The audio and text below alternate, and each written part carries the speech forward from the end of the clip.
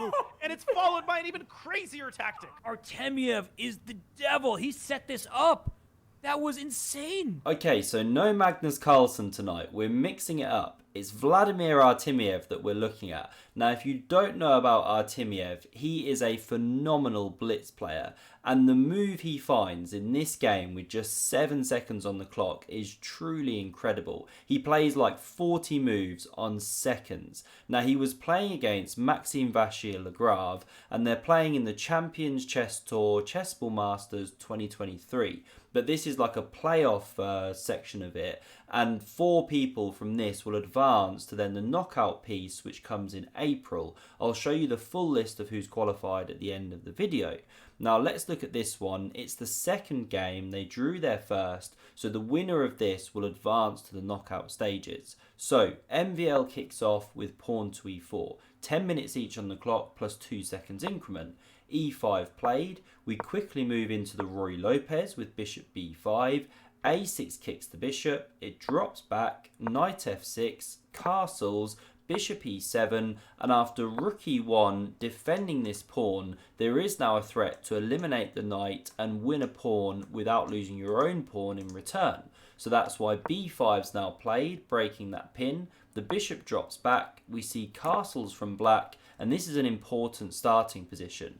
If c3 from white, which is the old main move and still played a lot, then black can play d5, which is the Marshall Gambit. But here we see pawn a4 played, which avoids that stuff.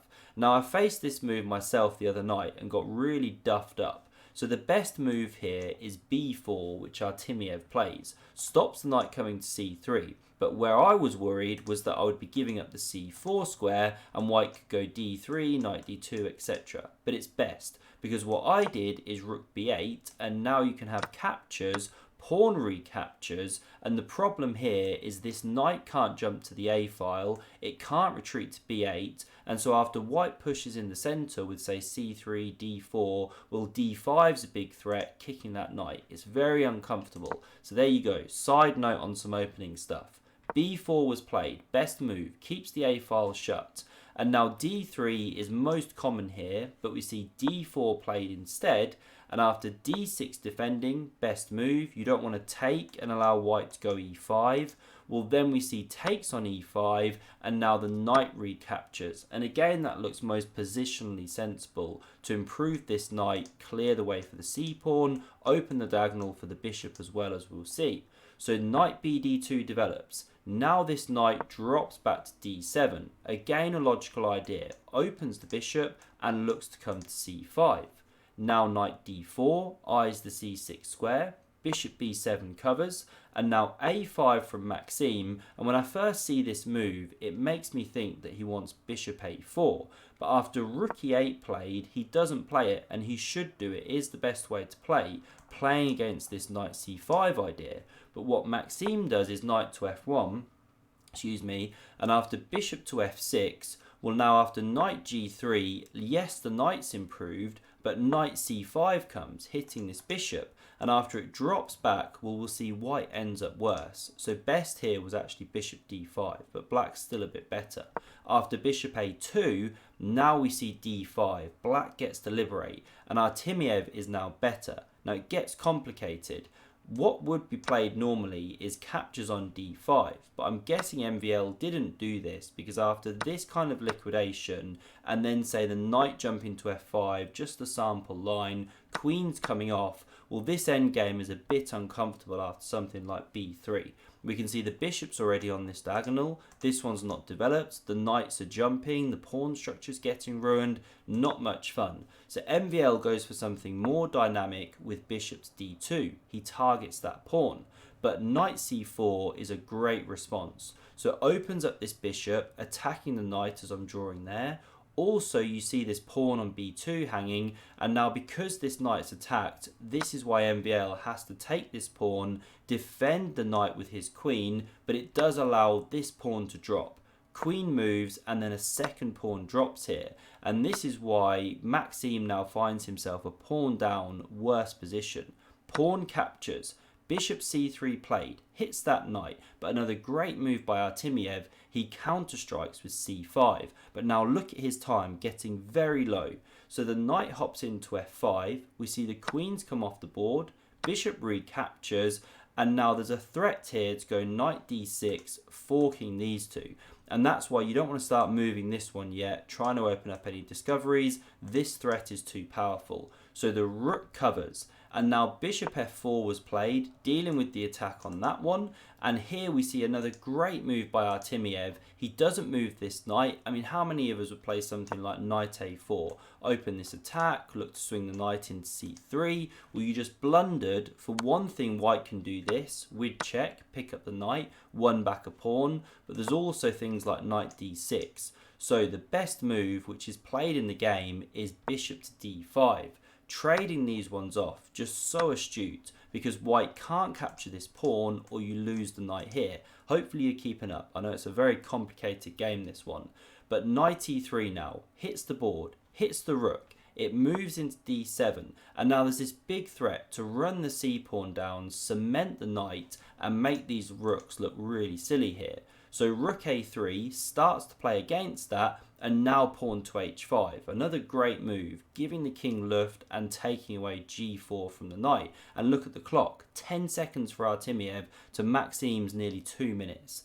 h3 played, starts to play against the h5 move. Now the rook's double, the pawn kicks on, we see captures, and this is an interesting moment because the knight could take and pressure this bishop, but then there's bishop d4 with the threat of f5 coming, so the rook can't yet take this pawn, for example. Very tactical game, and that's probably why the knight didn't capture. Instead, the pawn took back, and now c4 starts running that dangerous pawn.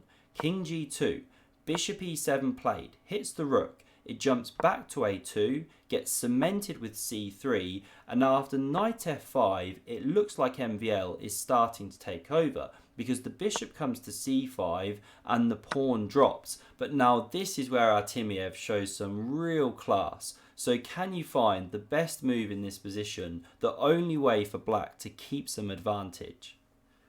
Something in my eye here. So what does Artimiev play? The rook! Okay, that was really bad. I won't quit my day job anytime soon. But he plays the rook down, you get the idea. Now, I won't shout too loud either, I'll be waking up the kids. My wife will come in and kill me.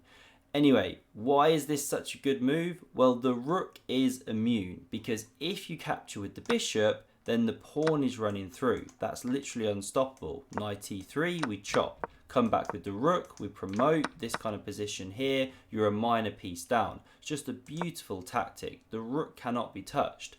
So bishop e3 was played because it also covers the attack on this pawn. You know, you've got the two pieces converging, but now captures, knight recaptures, and another stunning move. This is what the commentators react to like this. Oh! And it's followed by an even crazier tactic. So the move played here, again, if you want to find it, please do so, is knight to d3. Using more pins, because if the pawn is captured, sorry, the knight is captured by the pawn, you lose your rook, no good. So instead, we see this rook come behind the pawn, attack this one because there was no way to defend f2, and now the knight takes on f2. Best way, because the threat of this discovery is now more potent than actually taking with the rook, plus the knight was attacked. We see the king step away, and now after knight h3, great play by Maxim. So he doesn't capture this pawn. The problem here is that you're running into nasty stuff, such as knight g1 check. And now if the king moves to either of the squares shown, you run into knight e2 check, forking king and rook. And if it wanders up the board like this, well, then you're actually getting mated. There's these amazing mating nets, bringing the knight back, say the rook covers this rank, well, then you can get checkmates that look something like this. I mean, how beautiful is that? Anyway, we didn't get this stuff. Maxim understands the danger. He leaves the rook there, nudges this one up, preparing to capture the c-pawn. Knight g1 check anyway. The king goes, knight e2 check, king back, and now rook e8, very patient. All of this played on under 10 seconds from Artimiev. Yes, 2 seconds increment a move, but still incredible. Now knight f5, looks for counterplay, jumps away from the rook's attack. And now the rook takes on c2. We see rook b3 looking for counterplay on the 7th. But g6 kicks the knight. It checks. King g7. The pawn cements. And now this knight carries on checking. King goes. And we see the rook slide across. Different good moves for Artimiev, but just still so accurate. One of the top 3 moves. Now, after the rook invades, what are you doing about that pawn? Well, this is the idea that Artimiev has. He checks, the king goes, and now he picks up this pawn, allows this one to drop, but then he's checking from here. Now, the game could have gone on longer, but here Maxime plays a blunder of king to g3, because it allows this intermezzo of rook e3 check, saving the knight, and once the king goes, you simply pick up a whole knight, you're a minor piece ahead. But if here, where are we? Check, king g2, in this position, if the king had gone there, not allowing rook e3 check, well then still you can take here. This is a sample line where black is ahead, 2 pawns, should be a lost endgame, but still some work to be done.